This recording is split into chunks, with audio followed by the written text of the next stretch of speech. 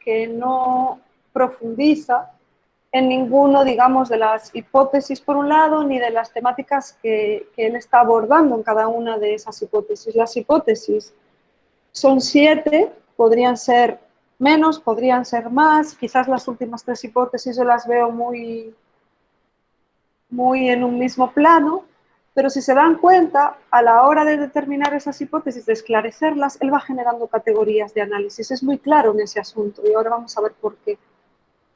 Entonces, háganse cuenta que este artículo, que además es interesante porque lo escribe recientemente, es del 2018, o sea, lo escribe hace 2 años y lo escribe pues por una necesidad de hacer un compendio precisamente de todas estas tesis que él ha estado disertando durante muchísimos y muchísimos años de investigación y trabajo.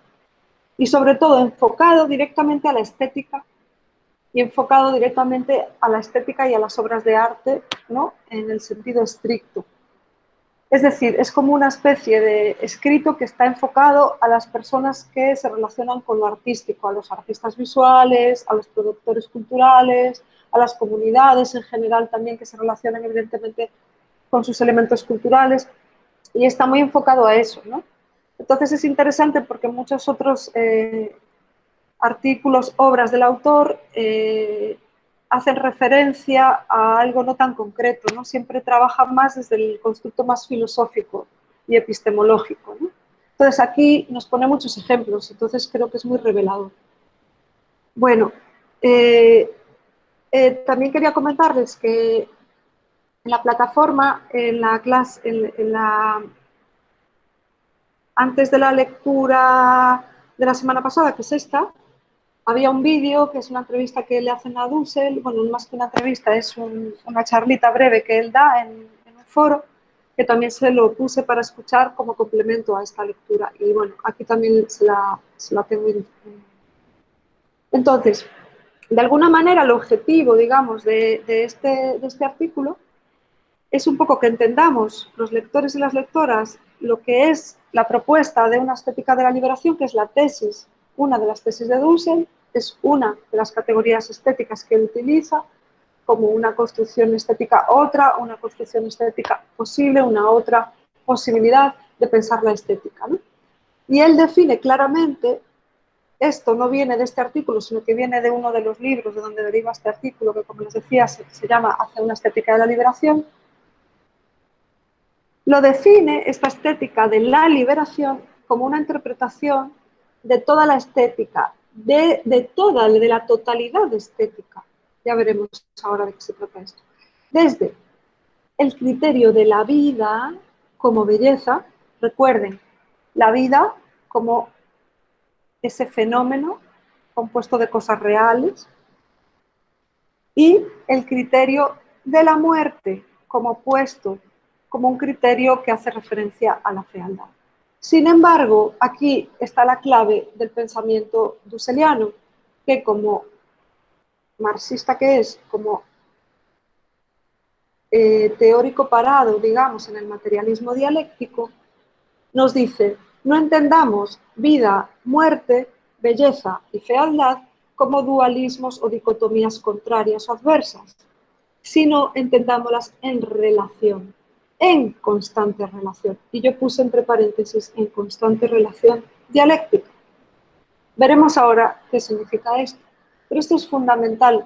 No sé si recuerdan que el año pasado en Estética Clásica les puse una lectura de un autor que se llamaba Sánchez Vázquez, que nos hacía una invitación a pensar la estética. Esto lo leímos a principios de curso.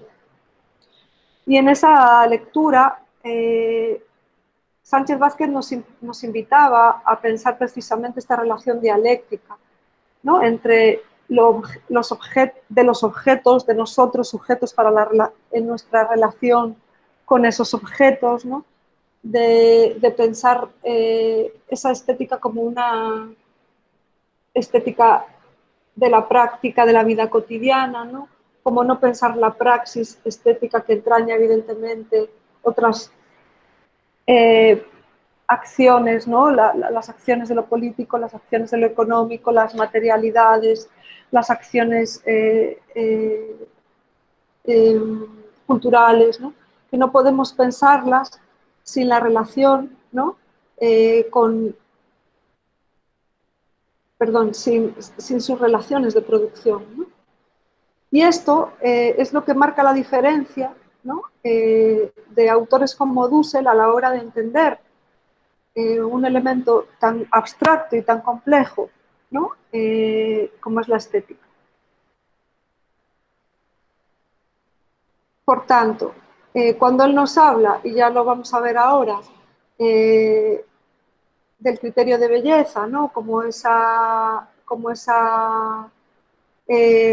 característica que hace sentido a la estética, ¿no? Como la noción de lo sensible, siempre entraña una subjetividad, pero no es posible que la estética sea, ¿no? En ese ser estético, sin los sujetos humanos, ¿no?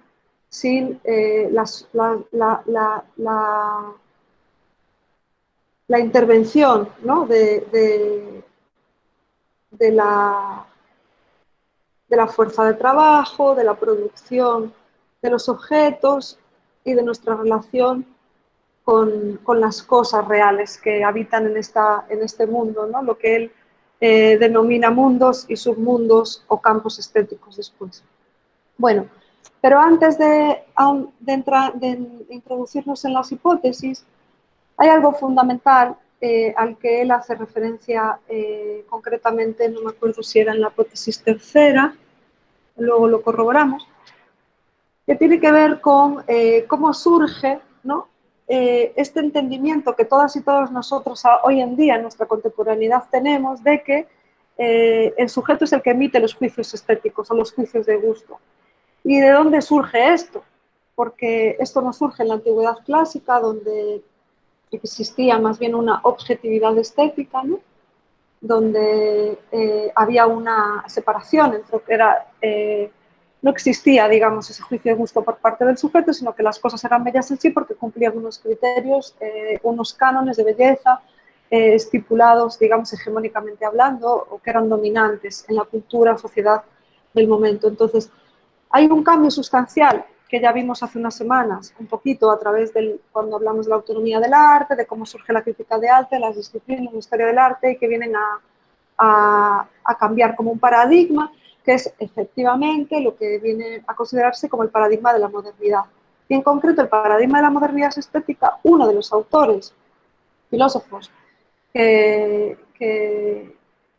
digamos marca un antes y un después en este entendimiento de la materialidad estética es Kant, que introduce, ahora sí, lo que conocemos como el idealismo trascendental, a través de una visión idealista de la estética, ¿no?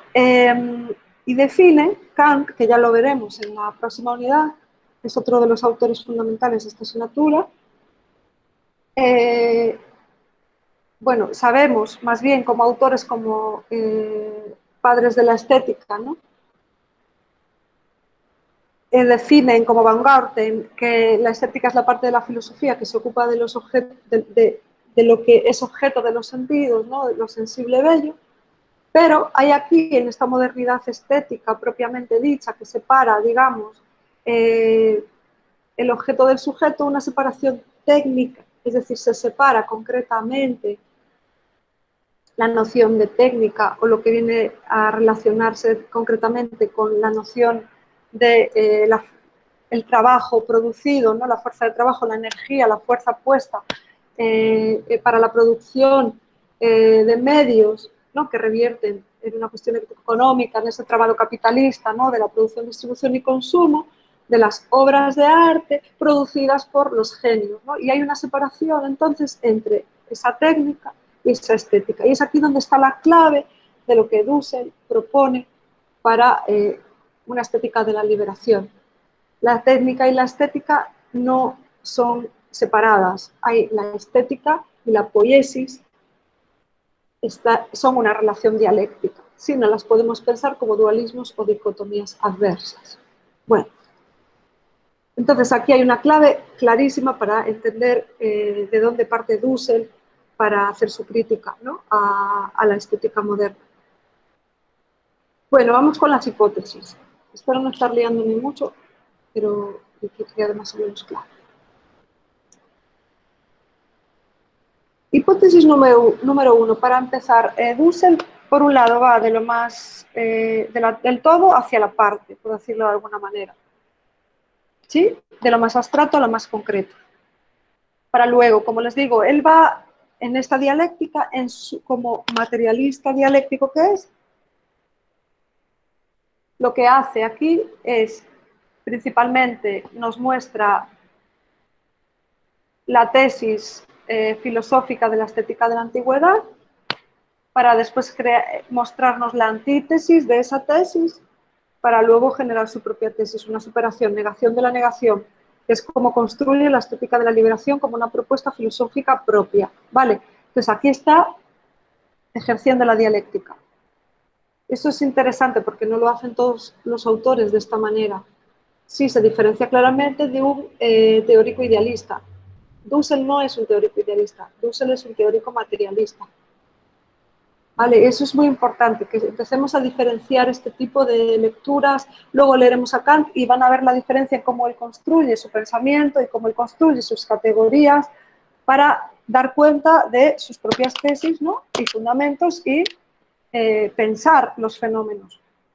Bueno, esto es importante recalcarlo, ¿vale? Porque hay una complejidad en este asunto y por eso es complejo. También va a ser muy complejo leer a Kant y entenderlo, pero lo que está claro es que también hay una complejidad añadida a la hora de entender lo que Dussel nos quiere decir, ¿no?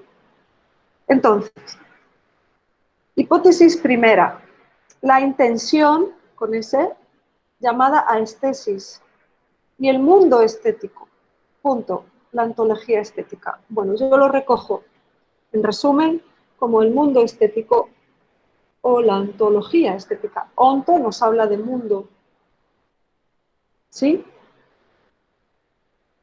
El estudio del mundo, la inteligencia del mundo, ¿no?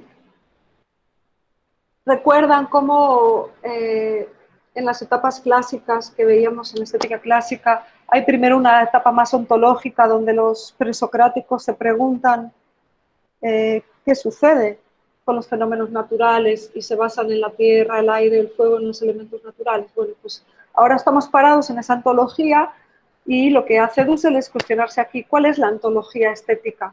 Para eso tiene que revisar, ir atrás en el tiempo. No parte exclusivamente de la modernidad, de la estética entendida como disciplina, como esa categoría generada por Van Garten y otros coetáneos, sino que se va a la cuestión más originaria, primitiva, de qué tenemos escrito. Eso no significa que no existieran otras nociones para llamarlo estético en otras culturas, pero qué tenemos escrito, qué dicen las fuentes, a raíz de lo que es la estesis, como se conoce precisamente a ese término, ¿no? Que hoy, traducido desde el latín al español, al castellano que utilizamos, es la estética. Entonces, lo que está claro y que todos tenemos claro a día de hoy, espero, porque si no me volvería loca si no tenemos claro esto en el sentido de que no ha quedado claro lo más básico de lo básico y por tanto yo no hubiera hecho bien mi trabajo, es que asociado a la estética está la noción de belleza, ¿no? Uy, está fallando mi presentación ahora. Ok.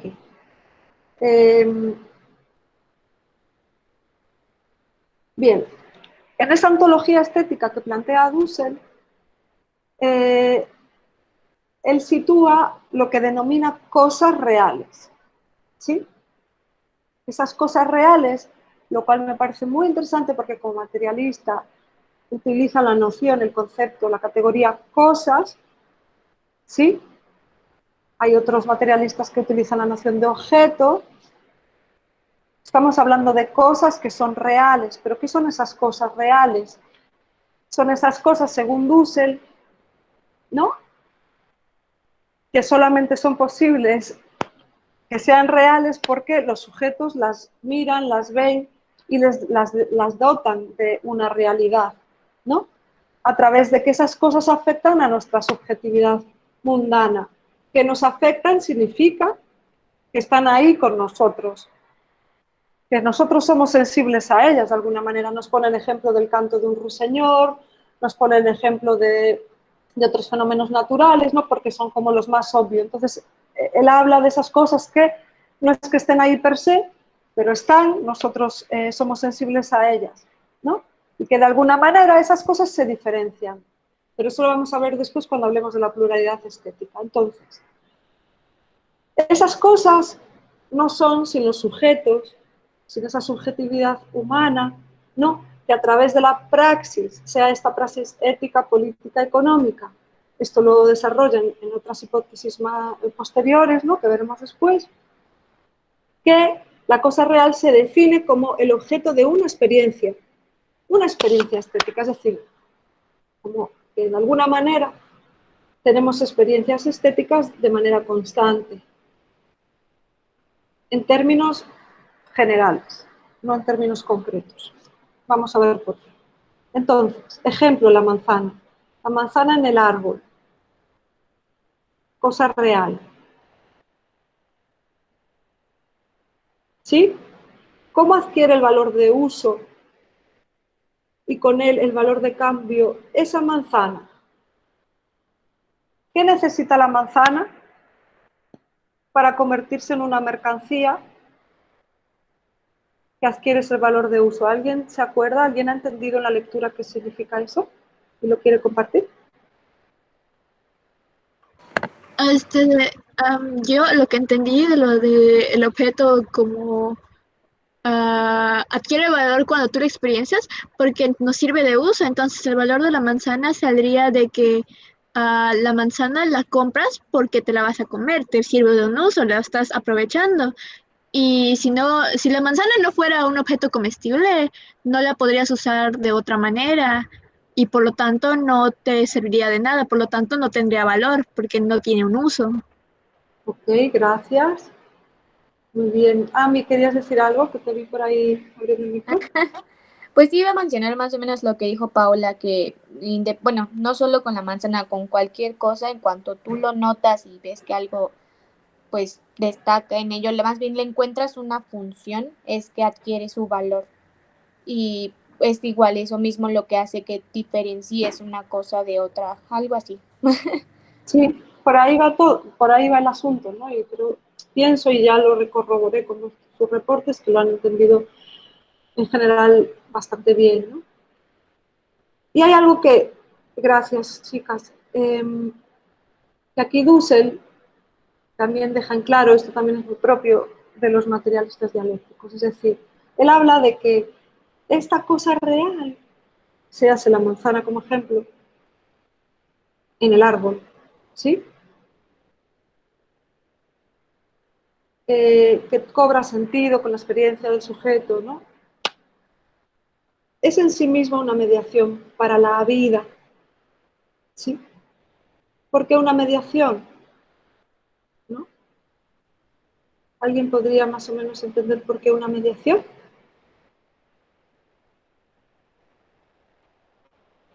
Tiene que ver un poco con esto que comentaban. Sí, adelante. Porque, o sea, si la manzana nos da nutrientes, o sea, nos da Uh-huh. algo que pues nos permite seguir viviendo, ¿no? El alimentarnos, es como que nos da la posibilidad de seguir con nuestra vida. Eso es lo que yo entiendo. Sí, exactamente. Digamos que tiene, exactamente, o sea, tiene una, por un lado, eh, es un medio que permite que nos sostengamos como humanos, ¿no? Porque es un alimento, en este caso el ejemplo de la manzana, pero también pone el ejemplo de los, no sé si era el pavo real o las aves, ¿no? En su plumaje, luego ya entran los matices, el color, la forma y tal, y porque se diferencian otras aves y los géneros, ¿no? En la naturaleza, y como también no más allá de una atracción, porque no tiene que ver con eso, necesitamos de esos medios, ¿no? Para producir la vida. Y aquí hay algo que es completamente una relación en sí misma, que es de lo que nos habla en esa definición inicial de lo que para él es la estética de la relación, en constante relación dialéctica. Es decir, porque no solamente estamos hablando de que está la experiencia nada más en lo que yo veo, ¿no? Como algo que me refiere un sentido de la belleza. Él, de alguna manera, en esa antología menciona que en sí mismo la belleza está en las cosas, ¿sí? Pero de alguna manera las cosas se convierten en una mediación para sostener la vida, ¿no? Entonces, la estesis en sí mismo, y eso me parece súper interesante, porque es una definición completamente novedosa, ¿no? Innovadora en muchos aspectos. Dice él, comenta él, o lo entiende o la entiende como una apertura al mundo descubierto, sacándole esa cubierta. Las cubiertas las entendemos como los caparazones que cubren algo, descubriendo eso, ¿no? Como algo bello. Es decir, de alguna manera esas cosas reales se abren a la experiencia, ¿no? Y esa experiencia se transforma en algo que va mucho más allá de una simple experiencia con la belleza subjetiva. Es una experiencia que se convierte no solo en algo útil, sino que adquiere un valor de uso, un valor de cambio, un valor necesario, ¿no? Para producir la vida y para que nosotros nos sostengamos en ella. Es un poco complejo, ¿no? En cualquier caso, esta cadena que tienen aquí nos refleja muy bien, ¿no? Cómo una cosa real, ¿no? Se humaniza también, como luego él habla en las siguientes hipótesis, ¿no? Pero sobre todo, esto de alguna manera se convierte en mercancía, ya hablando en el mundo moderno, de lo que viene siendo la distribución de la economía capitalista, ¿no? Que aquí ya entraríamos en Marx con la noción de valor de uso, valor de cambio, ¿no? Y hasta llegar, ¿no? Digamos, a esa acción comestible, ¿no? De alimento, ¿no? Que es vital, ¿no? Y que se convierte como en una mediación para la vida. Bueno, esto es un ejemplo que permite aterrizar lo que él entiende como ontología estética, que podría parecer una cuestión idealista, en algo que no es idealista. Se convierte en un algo materialista porque va a explicarnos lo concreto de la cosa real, cómo se produce. Sí, a diferencia de los idealistas, como podría ser un Platón o como veremos a Kant, que definiría que las cosas en el mundo son bellas porque el sujeto subjetiva que son bellas, ¿no? En el caso de Kant. Porque hay una persona que dentro de un mundo más elitista cultivado tiene la capacidad de emitir los juicios de gusto. No es el caso de Dussel, ¿no? Aquí Dussel lo que está prácticamente retomando a Aristóteles, ¿no? En la noción de physis y las cosas físicas. Sin embargo, se retoma también a Hegel con la dialéctica hegeliana, ¿no? Pero bueno, no voy a entrar tanto ahí porque me interesa que nos quedemos con lo más básico. La segunda de las hipótesis nos dice, bueno, hay una ontología estética, hay un mundo estético que él explica a través de cómo esas cosas reales, naturales, entre paréntesis, a través de la experiencia que da sentido, a través de los sujetos que se convierten esas cosas en mediación para la vida, hay una pluralidad en esas cosas reales. Quiero decir, las cosas reales no son todas iguales, hay una diferencia, hay una pluralidad de forma, pero también una pluralidad, según Dussel, epistémica, que él también trata de hacernos entrever, ¿no? Esto es muy propio de los autores decoloniales, ¿no? La categoría de las pluralidades epistémicas, es decir, no hay una única estética que se defina como única sí, como única, como una unidad estética determinada, ¿no? Sino que hay subcampos, ¿no? Dentro de los campos estéticos, perdón, dentro de la ontología estética, el mundo estético, hay campos estéticos y dentro de esos campos hay subcampos estéticos, ¿no? Es decir, que hay múltiples aspectos de la cosa real. La manzana, diferentes colores de la manzana, diferentes tipos de manzana, ¿no? Forma, definidos por la forma o color. Y eso genera diferentes tipos de reacciones estéticas a la hora de pensar las experiencias estéticas, cómo reaccionamos ante las cosas, ¿no? Y sus múltiples aspectos. ¿Y por qué esto se da? En muchos casos, pues por una cuestión que tiene que ver precisamente con que esa mediación para la vida tiene muy diversas facetas, ¿no? Y representa muy diversos mundos. Entonces, esos mundos particulares, ¿no? Sí, son particulares, pero, perdón, depende también esa particularidad que se convierte en sí misma en una pluralidad, diversidad estética, no es si no es desde la subjetividad de los propios sujetos, ¿no? Que también reaccionan ante esos submundos particulares. Ejemplos de campos estéticos dentro de esa ontología: la estética misma es un campo, ¿no? La economía dentro del campo de lo económico, perdón, de la producción capitalista, por ejemplo, la tecnología. Ahora vamos a ver ejemplos más claros. Es decir, ¿por qué diferenciamos una manzana de una piedra, ¿no? ¿O por qué diferenciamos una manzana que podemos comer, ¿no? Cosechada, de una manzana hecha de un material X que se convierte en un objeto, pues, decorativo, artístico, inerte, ¿no? Y cómo esto va determinando, ¿no?, esta tecnología, ¿no? Lo económico en el sentido de cómo se distribuyen esos medios de producción, esas manzanas que luego se llevan a los supermercados o a los mercados y luego se consumen, como esa cadena, que tiene un sentido en el mundo capitalista, ¿no?, van determinados otros muchos campos o subcampos estéticos, como puede ser el sonido, el olfato o el color. Y esto se da también en la naturaleza, ¿no?, porque en sí mismo, diría Dussel, es la propia materialidad que convive, con la que convivimos, que nos produce y nosotros producimos al mismo tiempo. Bueno, de alguna manera, lo que nos está diciendo, o como yo lo interpreto, es que hay un diferencial, ¿no?, en esta ontología estética. Tenemos que dar cuenta de la diferencia.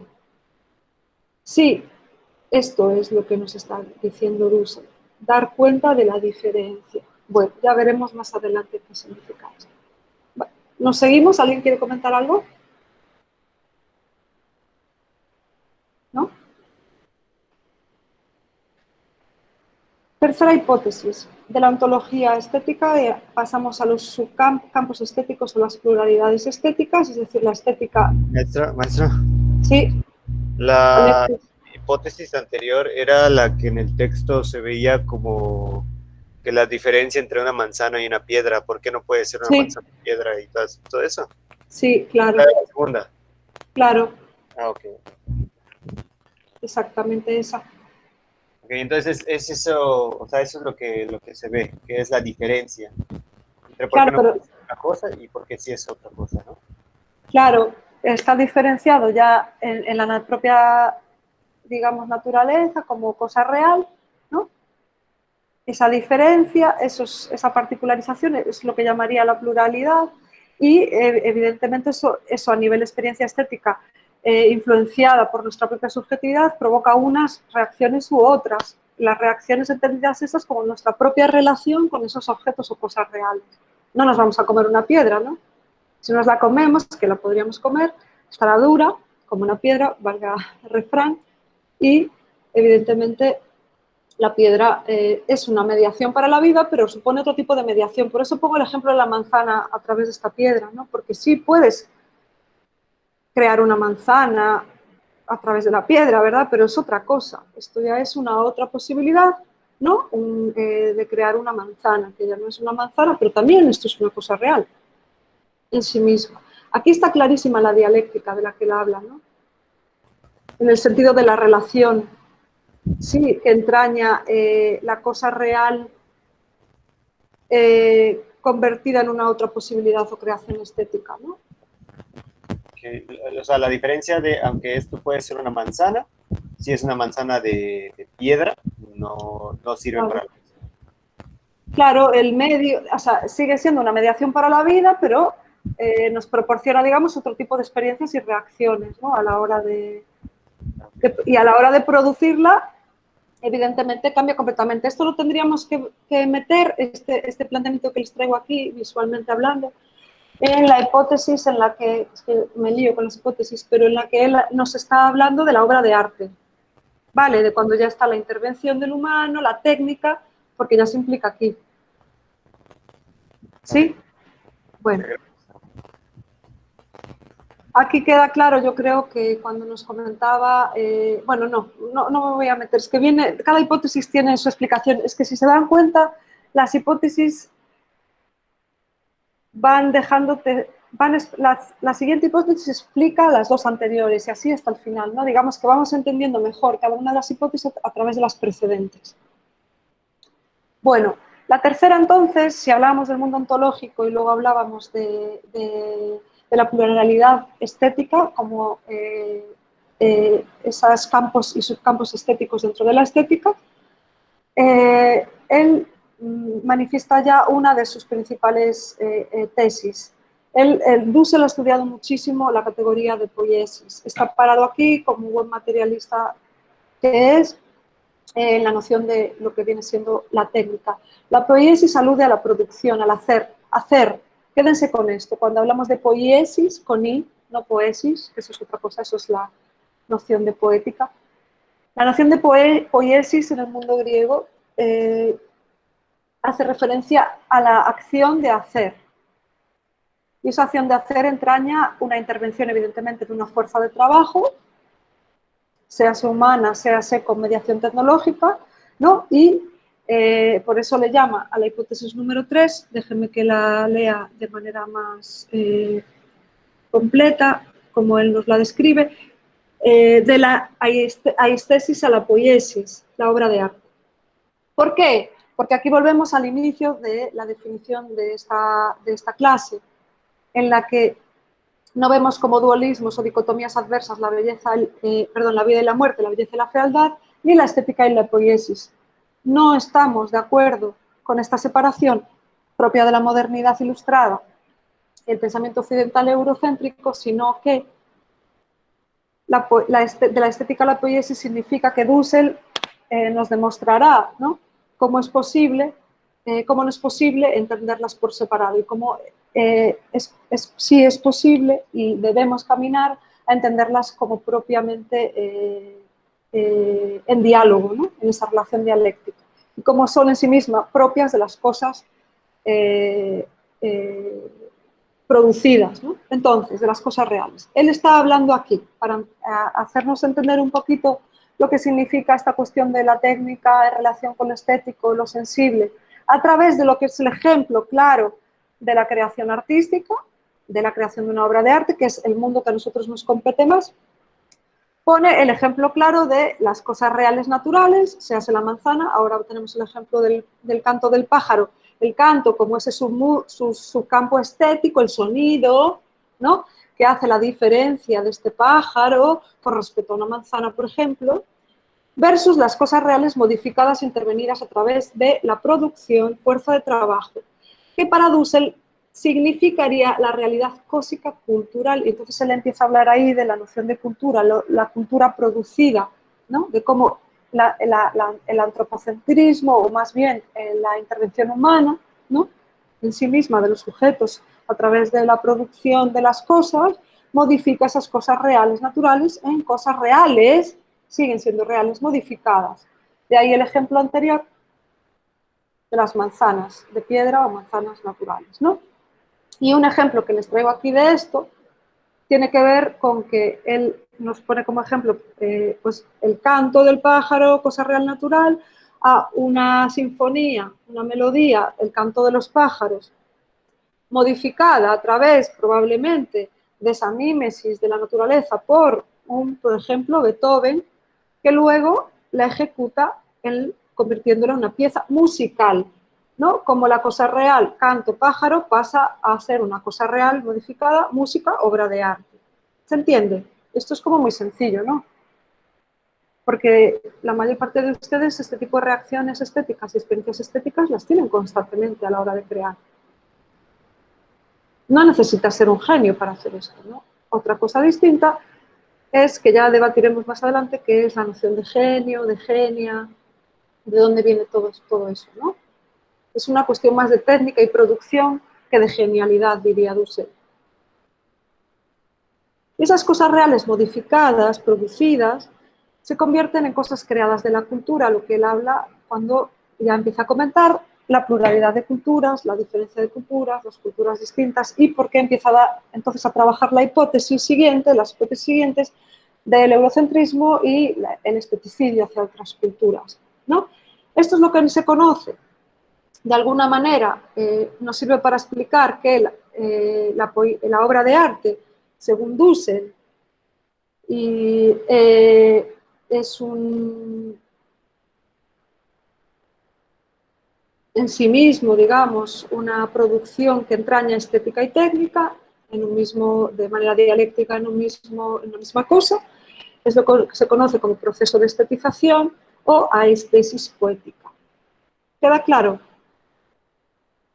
Aestesis poética, perdón. Yo, bueno, en esta, es que no sé si yo lo concluí bien. Por ejemplo, yo concluí que la aestesis es como toda aquella sensación que te produce, no sé, cualquier cosa, y la poiesis sería, pues digamos, ese objeto, ya no supe cómo explicarlo, pero bueno, no sé si lo entendí más o menos. Sí, yo me imagino que te refieres, está claro que la noción de aestesis la tienes muy clara, ¿no? En esa producción de la emoción, de lo sensible, que puede producirnos, por ejemplo, el canto de un pájaro, o señor, o lo que sea, ¿no? La visión de la poiesis en sí mismo entraña la noción de hacer, producir algo, eso lleva consigo la cuestión de la técnica, es decir, hay una modificación en esa acción. Sí, el ejemplo, por ejemplo, de la poiesis clara está en la partitura, que luego ejecuta, la poiesis es la ejecución del músico, en este caso, ejecutando la pieza, ¿no? Ok. Se modifica, en ese caso, la cosa real natural. Eso no significa que todos, para tener que hacer una partitura, tenemos que ir a la cosa real natural propiamente y hacer emular el canto del pájaro. Significa que hay una modificación, una producción, que nosotros como humanos ponemos esa fuerza de trabajo y eso se constituye como realidad cósmica cultural, que es lo que para él significa esto. Es una nueva categoría que él nos da. ¿Sí? No sé si más o menos me puedo llegar a explicar. No es que tengas que separar. Si tú ves por separado aiestesis y poiesis, está bien. Pero lo que nos dice Dussel es que es una relación dialéctica. No se separa como tal en una cosa real. Sí, van siempre como, pues digamos, de la mano. Van de la mano en el sentido de lo que entendemos por estética de la modernidad. Colonial, porque si solamente nos paramos aquí en la cosa real natural, en la ontología, estaríamos simplemente hablando de la ontología estética. Pero aquí ya estamos un paso más adelante. Estamos hablando de la obra de arte producida que implica técnica, poiesis. Ok. Si no, sería cosa real natural, no sería obra de arte. Ok, sí, ya me quedó más claro. Gracias. Ni nada. Eso es un tema complicadín, pero bueno, ahí vamos. Hasta a mí me cuesta explicarlo. Bueno, hipótesis 4, yeah, vamos. La hipótesis número 4, concretamente, yo la defino, como les digo, yo estoy haciendo como una especie de análisis propio a la hora de definir las categorías que está dando Dussel en sus hipótesis, ¿vale? Él nos la plantea literalmente como la cuarta, ¿dónde estás? La mutua determinación de los campos estéticos y los campos prácticos. La dimensión ético-política de la estética. Bien, este es un tema muy interesante que nos compete a todos a día de hoy y que me parece que igual muchos intuyo que puedan ir por ahí a la hora de trabajar sus libros de artista, no lo sé. Lo digo por este tema de la tecnología, sobre todo, es muy fácil verlo ahí, ¿no? Entonces, por un lado, si veníamos hablando de la obra de arte como aiestesis poética,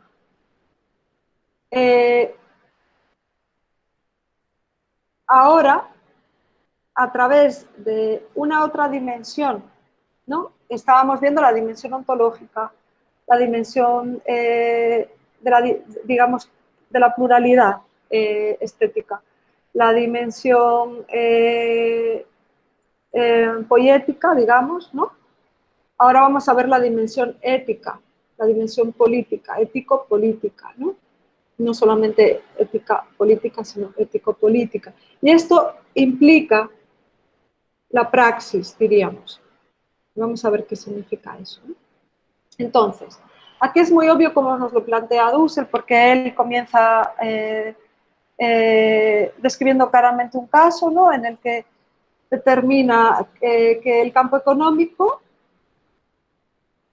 es prioritario a día de hoy en la sociedad capitalista, concretamente, ¿sí?, en la que estamos parados, como un medio que justifica sus fines. Es decir, un medio para la fetichización de la mercancía. Esto es un término, una categoría estética con la que, perdón, una categoría no estética, una categoría conceptual, una categoría propiamente dicha, con la que ha trabajado nuestro querido Karl Marx en su Capital, el fetichismo de la mercancía. Ok, esto es importante por una cuestión, porque la mercancía es en sí mismo el fin, esta es la visión capitalista, ¿no? Hay el fin, digo, el fin en sí mismo, la mercancía justifica los medios, ¿no?, el campo económico. Entonces, ¿cómo nos da él estos ejemplos? Nos comenta varias cosas aquí, desde los ejemplos de los artistas que trabajaban para Hitler, ¿no?, y de alguna manera también a través, digamos, de esta propaganda, ¿no?, se producía también un valor de cambio, ¿no?, que tenía que ver con el consumo, ¿no?, la distribución y consumo, en este caso, de mensajes propagandísticos que representaban de alguna manera el orden, lo que viene siendo al régimen, ¿no? ¿Y qué más ejemplos nos da aquí? Que ya no me acuerdo. Sí, decía la mercancía diseñada por artistas. Ah, por eso tengo estos ejemplos, perdón. La moda, ¿no? Por ejemplo. Ponía el ejemplo de pues una hegemonía en la moda de pues porque alguien adquiere el vestido más cool que está de última moda a un valor económico pues elevado, ¿no? Y se convierte esa cosa real modificada a través de lo que viene siendo la relación misma con la subjetividad de los propios sujetos en su relación con ese producto producido, en el consumo mismo de esos productos, ¿no? En una cosa con un mayor valor de cambio, ¿no? Y cómo eso trasciende, bueno, a entender pues que hoy en día, por eso yo ponía este ejemplo de Instagram y las redes sociales, ¿no?, en la que esto es claramente lo que estamos habituados a consumir hoy en día, ¿no? Pero muchas veces se nos escapa de dónde viene la cadena de producción, ¿no? En esta imagen, en la que, por ejemplo, una maquiladora, y sin ir más lejos, podría poner una imagen de una maquiladora en Yucatán, ¿no?, que hay cientos de ellas, y cómo no perdemos directamente, no solamente la relación mercancía-producto final con lo que viene siendo el proceso de producción y toda esa cadena de producción capitalista, sino también diría que esto va más allá y podríamos pensar de dónde viene el tejido, ¿no?, si vamos a la naturaleza, la cosa real natural modificada, ¿no? Esto ya es otro debate, pero a lo que voy es que ese campo económico prioritario lo que genera es esa fetichización de la mercancía. Esto lo mostraron claramente artistas como... ¿Alguien conoce a algún artista que haya trabajado con esto en la contemporaneidad?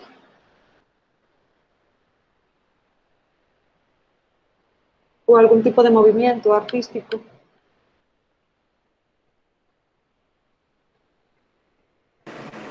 Maestra, Adelante. yo en mi reporte agregué un ejemplo contemporáneo de algo que está mucho de moda, parece muy curioso, que es lo del pulpito. El pulpito ese que todos quieren comprar, que es reversible. Ah, no, no. Que, A ver, cuenta.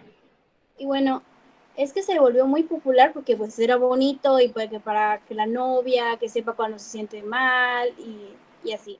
Pero realmente la verdadera intención de ese pulpito era para niños autistas o con Asperger, para que pudieran expresar sus emociones sin realmente decirlas, solamente poniendo el peluchito feliz o triste. Y entonces, como ahorita la gente lo empieza a comprar solamente porque es bonito, por la oferta y demanda aumenta su precio y ya no llega a ser al público por el que fue diseñado. Es un ejemplo genial, Daniela. Gracias. Yo no conozco los pulpitos y todavía no he revisado tu reporte, pero lo voy a mirar a detalle porque me interesa. Sí, pienso que puede ser un ejemplo. No sé si los demás conocen. Sí, de hecho, si entra a Marketplace, están llenos, todo es de los pulpitos esos que están. Me parece que sé cuáles son, ¿eh? Ahora que lo dices, son como de goma, ¿no? Ajá, de peluche. De peluche, sí, sí, sí. Pues sí, evidentemente yo no sabía la historia de los pulpitos, pero qué bueno que la refieres, porque, vale, imagínense, yo soy una persona X que ve los pulpitos y como tú dices, ya un poco el pulpito ya está en el algoritmo y a mí me llegan constantemente, consume el pulpito, ¿no? Pero Adela no conoce la real producción, o sea, la real, vamos a seguir diciendo, fetichización de esa mercancía con los fines a los cuales iba dirigido, que en este caso, pues sí, hay unos fines sociales, salud que tienen incidencia en una dimensión que es la salud, pero es claramente dentro de una dimensión ético-política, ¿no? Que puede revertir en políticas públicas como un sistema de producción de objetos que pueden ser un medio para personas con autismo. Y que esto hace referencia, aquí me sirve de ejemplo para poner como ejemplo a una comunidad de afectados. Una comunidad de afectados, que en este caso pueden ser niñas y niños con autismo, por decir algo, o personas en general con autismo, ¿no? Y en este caso la producción de objetos o mercancías dirigidos a este tipo de comunidad. Pero eso no significa, ojo, tu ejemplo es muy bueno para entender, según yo lo veo, para entender precisamente esta cuestión del valor de cambio, de cómo cambia, digamos, valga la redundancia, el valor de ese producto o mercancía, cómo aumenta la plusvalía de eso, ¿no? Y se genera ya también un consumo masivo que incluso deja de tener como consumidor a los consumidores iniciales o para los cuales estaba diseñado, pero nunca llega a ellos porque, o si llega, como adquiere gran valor, mucha gente se queda excluida, digamos, de ese consumo, ¿vale? Pero esto no significa que a la hora de producir ese objeto, que es a donde nos quiere llevar Dussel, con la estética obediencial, que es una categoría que él genera, no quiere decir eso, que esa dimensión ético-política de la producción de pulpitos se haya construido, generado, producido, vamos a decir, con la comunidad de afectados. Que eso sería lo interesante, en el sentido de que la producción debe de ser entre todos desde una cuestión que implique que la toma de acuerdos se haga a nivel ya político en este sentido, esa toma de acuerdos de la que él habla cuando nos pone el ejemplo de los zapatistas, ¿no? Cuando el muralista extranjero o foráneo a la comunidad llega para pintar el mural, pero la propia comunidad reclama, digamos, la participación, ¿no? En la toma y empieza a formar parte de una toma de decisiones, eso es una cuestión política, en el sentido de que hay una cuestión de gobernanza, tomar acuerdos, participación, ¿no? Pero que hace referencia a una producción histórico concreta. Esto es muy importante, porque esto es lo que nos va a acercar a lo que él menciona, y déjame que lo busque, porque esto lo dice muy claramente, muy interesantemente así redactado, que es verdad, nos pone ejemplos, ¿no? Como para diferenciar, aparte de lo que está mencionando Daniela con lo de los pulpitos, que nos sirve como un ejemplo claro para entender hoy. Él hace referencia no solamente a los artistas modernos, bueno, pues desde Rivera, ¿no? Muralistas, que evidentemente eran comprometidos y había un mensaje mismo en sus propias, del contexto mismo, de la producción histórica concreta de lo que estaban viviendo, en el contexto de la Revolución, por ejemplo, o Goya, ¿no? Pero que también trabajaba para una corte, ¿no? Y entonces esa dimensión política está presente, ¿no? Pero lo que menciona él, y déjeme que lo busque porque estoy un poco perdida en el texto, no es que el arte tenga una función política, dice, sino que ciertamente presenta el acontecimiento revestido de la aureola de la belleza que el artista sabe objetivar, ¿no? Entonces aquí es muy importante cómo objetivamos, digamos, esas dimensiones de lo político. ¿Cómo se objetiva todo eso? Objetivar significa también concretar en la particularidad, ¿no? Todo eso de lo ideológico en la cosa real modificada o en la cosa real producida, ¿no? Entonces, él aquí claramente empieza a introducir ya desde esta dimensión ético-política lo que viene siendo una de las claves o premisas para caminar hacia una estética de la liberación. ¿Por qué? porque bueno, a partir de los ejemplos que nos pone, ¿no?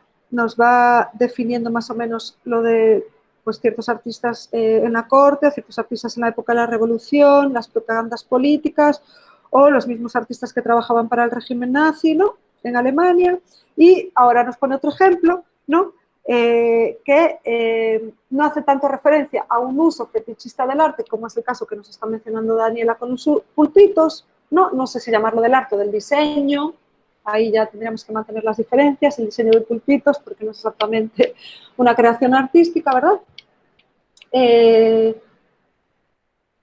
Y nos pone el ejemplo, ¿no? de la comunidad zapatista, que dice,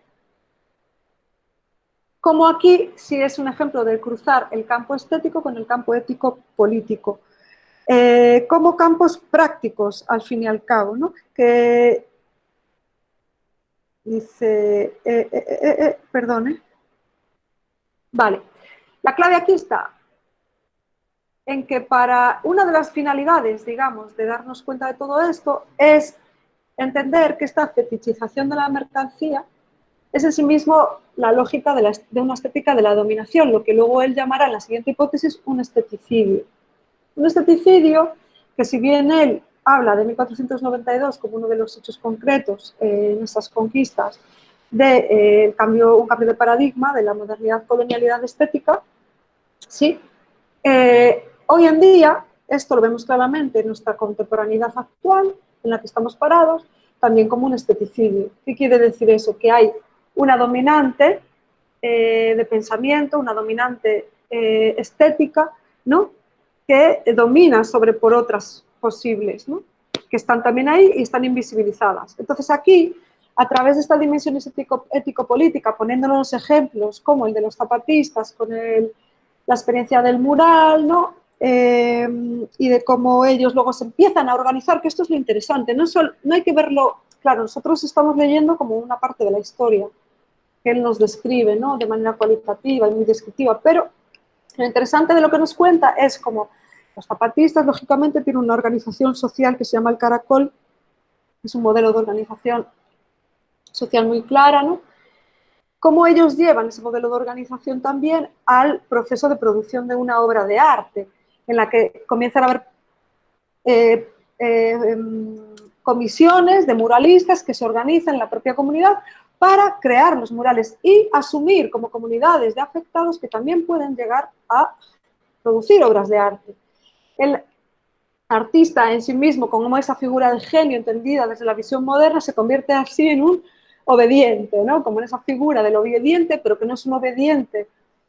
No quiere decir esto que sí, en cierta manera hay una hegemonía de la propia comunidad muralista zapatista, ¿no? Que se apodera, ¿no?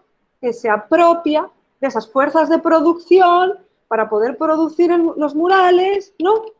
Y darles un significado a una producción que tiene que ver con el propio sentido estético de una estética a otra. Eso no significa que excluyan al extranjero artista que se marca siempre como esa otredad. No sé si me explico. La clave está en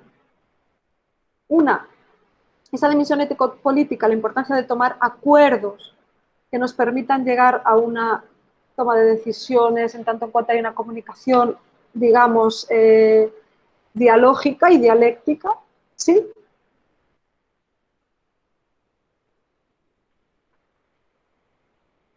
Para, de alguna manera, no caer en lo que vendría siendo lo que nos comenta después de lógicas más esteticidas. Todos estamos parados en las lógicas del esteticidio, aunque suene muy mal, porque la noción de esteticidio, bueno, pues es una noción que puede entrañar violencia, ¿no? Y que entraña violencia en términos históricos.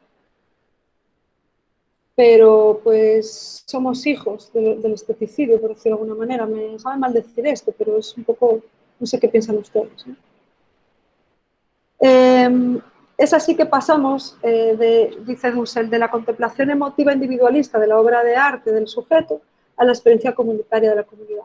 Y es ahí donde también quiero ir caminando a lo largo del curso, ¿no?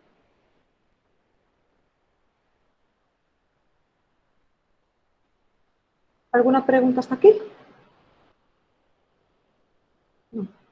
Bueno, ya les he estado adelantando la hipótesis número 5, y ahora ya vienen las últimas hipótesis, las vamos a ver un poquito más rápido.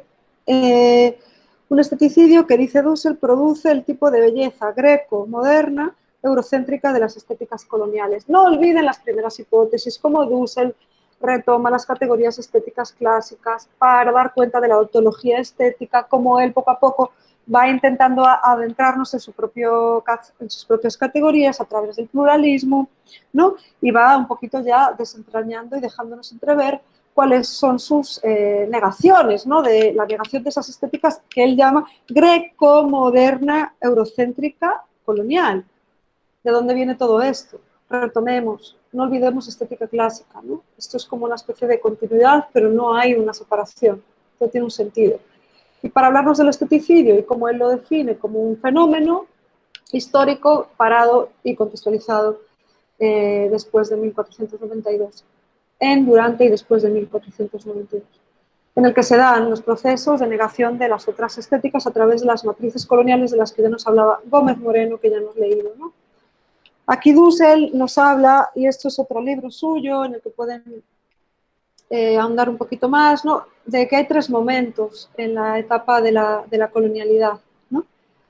Un primer momento que es el no ser, ¿no? La exterioridad, y el otro, es decir, cuando llegan los conquistadores, es decir, las personas que se introducen en el territorio que no conocemos y que son de otro lugar, y en base a unas maneras en donde se ejerce también toda una serie de imposiciones, hay un reconocimiento de las propias comunidades que habitan, en este caso, pues Yucatán, vamos a poner como ejemplo, ¿no? Los antiguas sociedades del Yucatán y de los mayas, una asumir de no soy, porque la exterioridad, lo que viene de afuera, me está definiendo como lo otro. Es decir, lo que viene de afuera me define a mí, adentro, como lo otro. Por tanto, en ese primer momento, yo, como persona que habita en este momento este entorno, Yucatán, Península de Yucatán, en aquel entonces, soy un no ser, ¿no? Esto no es algo que esté alejado de nuestra realidad, quiero decir, sigue pasando. El mundo siempre ha estado colonizado, ¿no? Y sí, se sigue colonizando. Pero bueno, esa evidencia del no ser fue muy evidente en las conquistas porque fue por imposición y con todo lo que entrañó, que ya sabemos. Entonces, poco a poco se va dando el paso del tiempo, se introducen los modelos de organización social, económica de la otredad, y se va dando un proceso, y en un segundo momento, ese no ser, de eso que consideran muchos de coloniales los oprimidos, yo no voy a hablar de oprimidos, voy a hablar de una sociedad que habitaba la península de Yucatán, comienza a tomar conciencia de sí misma. Y dices, no, yo sí soy, pero ¿qué soy, no? Se me ha negado como sociedad, pero entro en un estado de rebelión. Entonces, en ese ser hay una rebelión, la guerra de castas, ejemplo. ¿Sí? Hay una negatividad. Esto es pura dialéctica. Niego el no soy inicial de un primer momento para reconocerme en la negación de búsqueda de mi propia no negación. Niego entonces la estética moderna, aquí es donde se da el mestizaje, claro, estético, ¿no? Aquí tenéis autores como Hacha, que ha trabajado mucho esto de los sincretismos, cómo hay una etapa más barroca, digamos, aquí en muchas de las iglesias se ven los retablos. Hay muchos retablos en los conventos de Yucatán, por ejemplo, el de Maní, muchos otros en la ruta de los conventos. Y ustedes ven claramente estas resistencias propias, ¿no? Donde ya estaba dando casi pues, la rebelión de la guerra de castas y tal, donde se niegan las estéticas modernas propias, por ejemplo, de un paseo de Montejo, ¿no? De las estéticas hegemónicas que se traían, estéticamente hablando, de Francia con el porfiriato y tal. Se empiezan a negar y de alguna manera, bueno, estos son previas ya, porque le estoy hablando del barroco es anterior, pero luego hay otras negaciones también, de otros ejemplos, que ahora no les traigo, perdón, pero porque se me acaba de ocurrir ahora realmente. Pero esa negación de lo estético moderno tiene que ver con la búsqueda de una estética propia, de un movimiento que dice Dussel que es descolonizador, ¿no? Y hay un tercer momento, que esto podríamos referirlo, por ejemplo, al caso de cómo los museos de antropología en ciertos países, él habla del Museo del Cairo, del Museo de Antropología e Historia, empieza a reconocer como piezas propias aquellas que habían sido saqueadas en el siglo XIX, pues, por saqueadores o países que han venido pues, a extraer piezas de sus exploraciones arqueológicas para llevarlas, por ejemplo, a un Louvre o a un British Museum, ¿no? Y exponerlas como objetos apropiados, pero que no son de su propia cultura, ¿no? Eso es lo que se conoce como un esteticidio. Y hay un tercer momento, que es a donde nosotros queremos llegar, ¿no? Que es el momento positivo o creador, ¿no? Que es el último. Vamos a quedarnos aquí un momento para hablar de lo que viene siendo después del esteticidio, el segundo momento, que es la descolonización o el movimiento descolonizador, caminando ya hacia la estética de la liberación. Y dice Dussel, ¿por qué liberación? ¿Y por qué no descolonización? Porque descolonizar entraña una negatividad y liberar para él entraña una positividad, ¿no? Y es donde yo quiero que ustedes entren con el libro de artista, porque más allá de que nos afecte negativamente cualquier situación, tema o algo que vayamos a decidir trabajar, la propia creación del libro de artista, poniendo esa acción poética, para la creación estética, que luego van a compartir para que genere reacciones estéticas en otras compañeras y compañeros, en otras personas, en otros sujetos, a través de sus subjetividades, para ustedes debiera suponer algo positivo. Esa es un poco la intención. ¿Sí? Aquí retomo una de las frases que retoma también Dussel de otro de los autores de coloniales más importantes del sur latinoamericano y, bueno, portugués en realidad, pero que ha trabajado mucho en Brasil, Boaventura de Sousa Santos. Se trata de activar los archivos y descentralizar las musas. ¿Por qué dice esto? Porque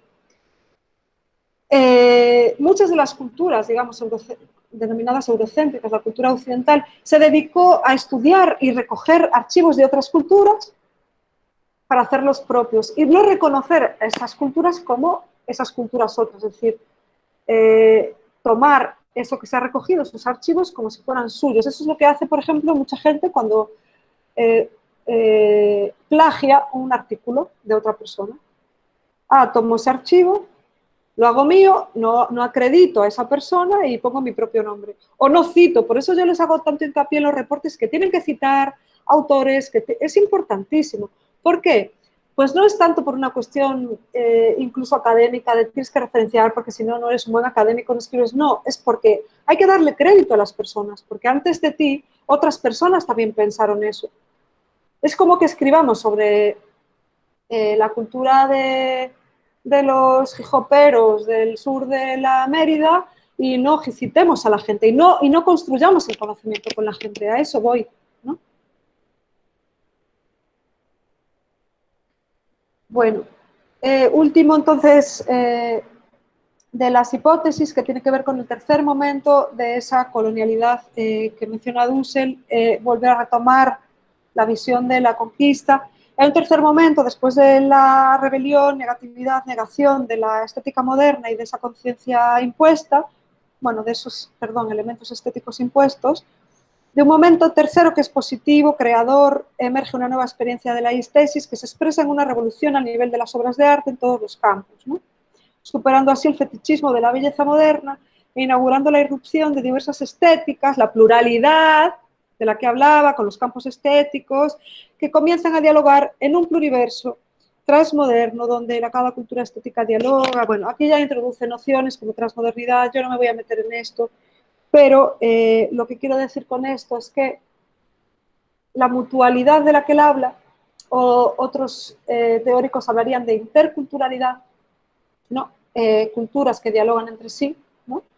Que ya se reconocen como una misma cultura, con diferencias y demás, pero no dejamos de construir, producir cosas reales. ¿Qué sucede aquí? Lo que cambia, donde le damos la vuelta, es no poner al sujeto vitruviano en el centro, como esa figura humana central del hombre eurocéntrico occidental, ilustrado ese paradigma de la modernidad eurocéntrica en el centro, para descentralizar a las musas, valga la redundancia ahí con la cita de Boaventura, y comenzar a pensar y a reaccionar y a experimentar que los juicios emanan de una cultura propia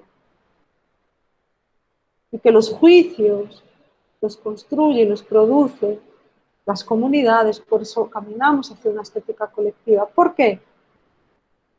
Porque como dice Boal, en su Estética del Oprimido, este es un autor que se ha dedicado, tiene un libro muy importante, muy conocido, que se llama El Teatro del Oprimido, para que les interesen las artes escénicas, el cine, leer a Augusto Boal, si se quieren dedicar a trabajar el enfoque decolonial desde la danza, por ejemplo, el cine, el audiovisual, es muy interesante leer a Boal. Dice, ¿cómo es posible defender la diversidad cultural y al mismo tiempo la idea de que existe solamente una estética válida para todos? Sería como defender la democracia y al mismo tiempo la dictadura.